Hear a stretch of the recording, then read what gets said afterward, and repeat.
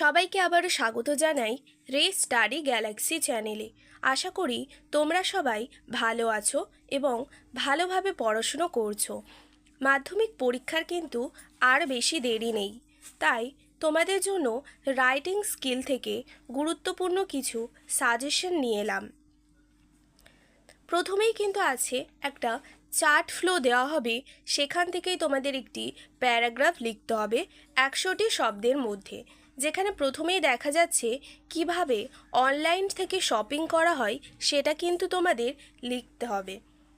এখন দৈনন্দিন জীবনে প্রত্যেকেই অনলাইন থেকে কিছু না কিছু কেনে, তাই তোমরা জানো কিভাবে অনলাইন থেকে শপিং করতে হয়। প্রথমেই যে ওয়েবসাইটে গিয়ে লগ ইন করবে, প্রোডাক্টটা সিলেক্ট করবে, তারপরে অ্যাড টু কার্টে যাবে, গিয়ে শপিং করবে এবং সিলেক্ট করবে। তারপরেই যেটা দেওয়া আছে একটা স্টোরি লিখতে হবে, যেখানে তোমাদের স্টোরিটি কিন্তু হিন্টস দেওয়াই থাকবে। তার একটা প্রথমেই টাইটেল লিখতে হবে।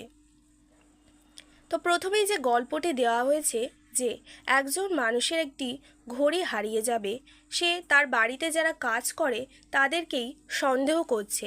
তো প্রত্যেকটি চাকরকেই একটি করে লাঠি দেওয়া হবে এবং বলা হবে যে চুরি করেছে তার লাঠিটি পরের দিন 1 ইঞ্চি করে বেড়ে যাবে।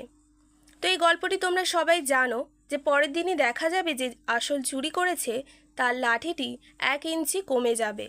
তো চোর আসল কে প্রত্যেকেই তখন জানতে পারবে। তো গল্পটি তোমরা ভালো করে দেখে যাবে। পরবর্তী দেখো একটা নোটিশ দেওয়া হয়েছে যে স্কুলের শিক্ষামূলক ভ্রমণ দলের গ্রুপ ক্যাপ্টেন হিসেবে পরবর্তী দীঘা ভ্রমণে অংশকারীদের জন্য একটি বিজ্ঞপ্তি লিখতে হবে।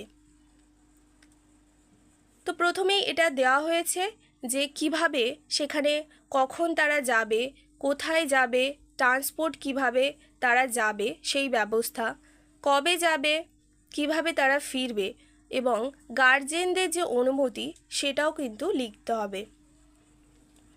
এটা তোমরা সবাই ভালোভাবে দেখে যাবে। পরবর্তীতে দেখো একটি যে নোটিশ দেওয়া হয়েছে, স্কুল ম্যাগাজিনের ছাত্র সম্পাদক হিসেবে সাম্প্রতিককালে যে মায়ানমারে ভূমিকম্পটি হলো তার তহবিল সংগ্রহের জন্য শিক্ষার্থীদের থেকে অনুদানের জন্য কিন্তু একটা নোটিশ।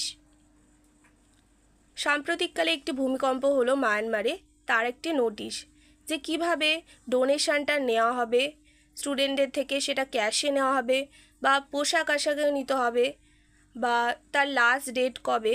তো এটা সবাই ভালোভাবে দেখে যাবে। আচ্ছা, পরবর্তীকালে একটা বায়োগ্রাফি দেওয়া হয়েছে, দেখো শ্রী অরবিন্দ ঘোষের 100টি শব্দের মধ্যে কিন্তু তোমাদের লিখতে হবে। তার জন্মস্থান কোথায়, তার পিতা মাতার নাম, তিনি পড়াশুনো কোথায় করেছেন, এগুলো কিন্তু ভালোভাবে তোমরা দেখে যাবে। যেমন তিনি কোথায় আন্দোলন করেছিলেন, তিনি কি লিখেছেন, তার স্পিরিচুয়াল লাইফ, তিনি তৈরি করেছিলেন অরবিন্দ আশ্রম। তো এগুলো কিন্তু ভালো করে দেখে যাবে তোমরা। অরবিন্দ ঘোষের বায়োগ্রাফি।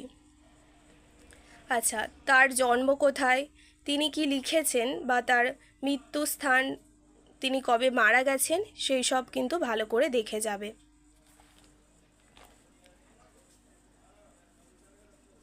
পরবর্তীতে দেখো দেয়া হয়েছে একটি লেটার, চিঠি লিখতে হবে তোমার বন্ধুকে পরামর্শ হিসেবে যে কিভাবে শারীরিক সুস্থতা বজায় রাখতে হবে। তুমি তোমার বন্ধুকে একটি পরামর্শ দিচ্ছ, সেটা কিন্তু 1000 শব্দটির মধ্যে লিখতে হবে। যেমন তাকে বলছো যে ডেলি এক্সারসাইজ করতে হবে, কি করে ডায়েট মেনটেন করতে হবে, প্রপারলি ঘুমাতে হবে, কি কি খেতে হবে এবং জাঙ্ক ফুড যেটা আছে সেটা কিন্তু এড়িয়ে চলতে হবে। আশা করি তোমাদের বোঝাতে পারলাম বিষয়টি, এবং ভিডিওটি তোমাদের ভালো লাগলে অবশ্যই চ্যানেলটি সাবস্ক্রাইব করে পাশে থেকো এবং বন্ধুদেরকেও শেয়ার করে দিও।